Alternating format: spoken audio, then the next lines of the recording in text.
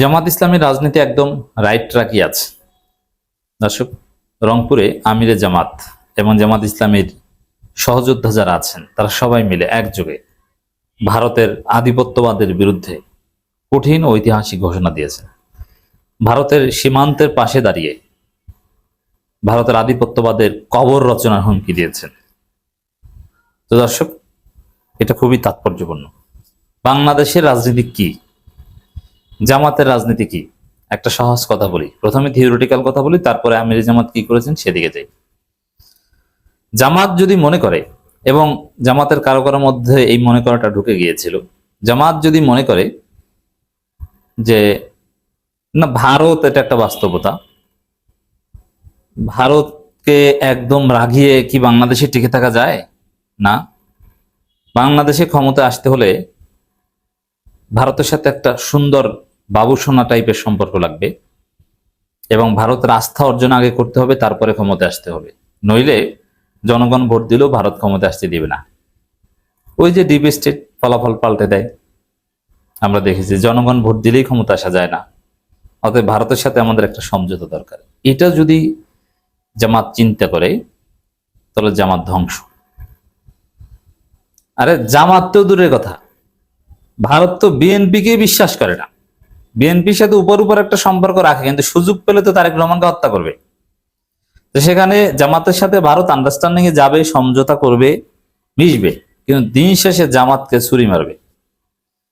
ভারতকে যদি জামাত বিশ্বাস করে সেটা ভুল করবে, এবং ভারতও যদি জামাতকে বিশ্বাস করে সেটাও একটা ভুল হবে।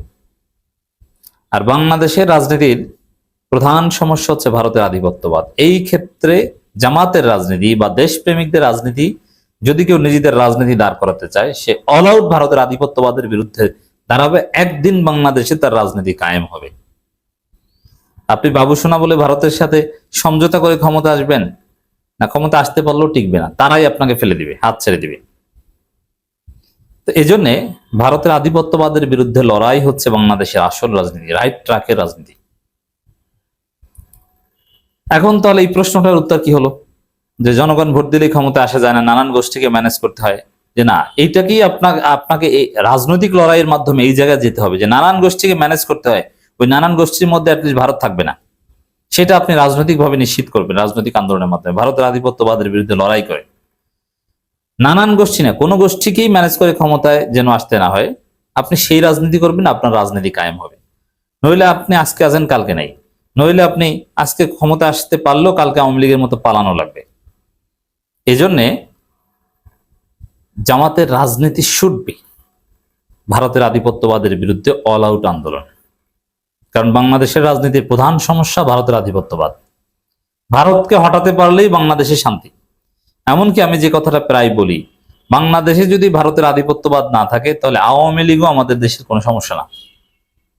আওয়ামী লীগ তখন সোজা হয়ে যাবে, কোনো দলেই কোনো সমস্যা না।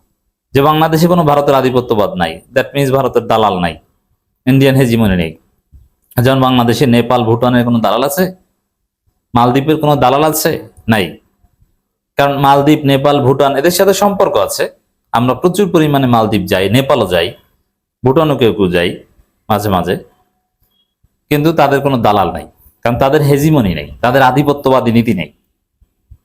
তো এরকম যদি হয় যে ভারতের সাথে সম্পর্ক থাকবে বাট ভারতের আধিপত্যবাদ থাকবে না, তাহলে বাংলাদেশের রাজনীতির সমস্যা সমাধান হয়ে গেছে। আওয়ামী লীগের সমস্যা না, বিএনপির সমস্যা না, জামাতের সমস্যা না। এমনকি এই যে বামপন্থী যারা বস্তা পচা আদর্শের রাজনীতি করে, এরাও ওইরকম দেশ বিরোধী কোনো ষড়যন্ত্র করতে পারবে না। কারণ এই যে বামপন্থী সিপিপি টাইপের, প্রথম আলো, ডেইলি স্টার বা এই গ্রুপটা যে দেশ বিরোধী রাজনীতি করে, ওটা কিন্তু ভারতের আধিপত্যবাদের সুযোগ কাজে লাগিয়ে তাদের দালালি করে করে। অর্থাৎ ভারতের আধিপত্যবাদ না থাকলে সমস্যা। এখন বলবেন যে মার্কিন আধিপত্যবাদ থাকলে, মার্কিন আধিপত্যবাদ থাকুক, সেটাও আমরা চাই না, তবে ভারতের আধিপত্যবাদের মতো এতটা হুমকি মার্কিন আধিপত্যবাদ না। আর ভারত মার্কিন এখানে অনেকটা একসূত্রে গাথা। ভারতের আধিপত্যবাদকে কবর রচনা করতে পারলে মার্কিন আধিপত্যবাদ এখানে সাইজ হয়ে যাবে। আমরা দুই আধিপত্যবাদের বিরুদ্ধে। তো দর্শক, এবার আসেন আমিরে জামাতের রাজনীতি দেখেন। সীমান্তে সুরসুরি দিচ্ছে ভারত, মুখে কুলু পেটে বসে আছে সরকার। সীমান্তে 1 ইঞ্চি বালুকণাও কাউকে স্পর্শ করতে দেব না। এর মানে ভারতের কোনো আধিপত্যবাদ বাংলাদেশে সহ্য করবে না। এবং কোনো পুশিন হতে দিব না। জামাতের লোকজন বিএসএফ এর সাথে মিলে পুশিন ঠেকিয়ে দিবে, দিচ্ছে। ভারত রংপুর দখল করতে চায়, দেখেন জামাত জোটের ঘোষণা দেখেন। কর্নেল ওলি বলছেন যে আমি জামাতের অন্যতম সহযোদ্ধা। রংপুর দখলের কথা বললে আমরা কলকাতা দখল করব। এখন দুইটাই কাল্পনিক, দুইটাই রেটরিক। রংপুর দখল ওটাও এখন পর্যন্ত ভিজিবল বা সুনির্দিষ্ট কোনো পলিটিক্যাল ঘোষণা না, ভারতের ষড়যন্ত্র বা বাংলাদেশকে চাপ দেয়া, ভয় দেখানো। তার বিপরীত কথা এটাই, তাহলে আমরা কলকাতা দখল করব। তো দর্শক, ভারত যখন বাংলাদেশে জঙ্গি কার্ড খেলে নানানভাবে, অথবা আওয়ামী সন্ত্রাসী কার্ড খেলে, শেখ হাসিনা ফিরবে এই কার্ড খেলে অশান্ত করার চেষ্টা করবে, তখন বাংলাদেশের কেউ হুমকি দিতে পারে যে তোমাদের 7 সিস্টার্স আমরা অশান্ত করার চেষ্টা করবো। এরকম টিট ফর ট্যাট হয়। ভারত কি বলে ওইটার স্কেলে বলতে হবে। তো এই জন্য দেখেন রাজনীতিটা ভারতের আধিপত্যবাদের বিরুদ্ধে জামাত কতটা সোচ্চার। তিস্তা চুক্তি, তিস্তা মহাপরিকল্পনা, তিস্তা ব্যারেজ, পদ্মা ব্যারেজ, এগুলোর নাম শুনলেই ভারতের মাথা খারাপ হয়ে যায়। কারণ এটা হচ্ছে ভারতের ওই টিট ফর ট্যাট। তারা পদ্মা ব্যারেজ, তারা অমুক ব্যারেজ তমুক ব্যারেজ, প্রায় 34টার মতো ব্যারেজ আছে বিভিন্ন নদীর উপর, যৌথ নদীর উপর। 41টার 44 জায়গায় প্রায় ব্যারেজ দিয়েছে তারা ভারতের অভ্যন্তরে, যার মাধ্যমে বাংলাদেশে যে প্রবাহমান যে যৌথ নদী ওগুলো নিয়ন্ত্রণ করা হয়। সেখানে বাংলাদেশ যদি এখন ব্যারেজ নির্মাণ করে তাহলে এটা টিট ফর ট্যাট হলো। যদিও এই ধরনের যৌথ নদীর ক্ষেত্রে যদি আন্তর্জাতিক নদী আইন অনুসরণ করে সমঝোতার ভিত্তিতে একটা সিদ্ধান্ত নেওয়া যায়, ন্যায্যতার ভিত্তিতে, এটা উভয়ের জন্য মঙ্গলজনক হয়। কিন্তু ভারত তো সেটা মানে না, তারা আন্তর্জাতিক নদী আইন মানে না, অথচ ইন্টারন্যাশনাল রিভার ল আছে।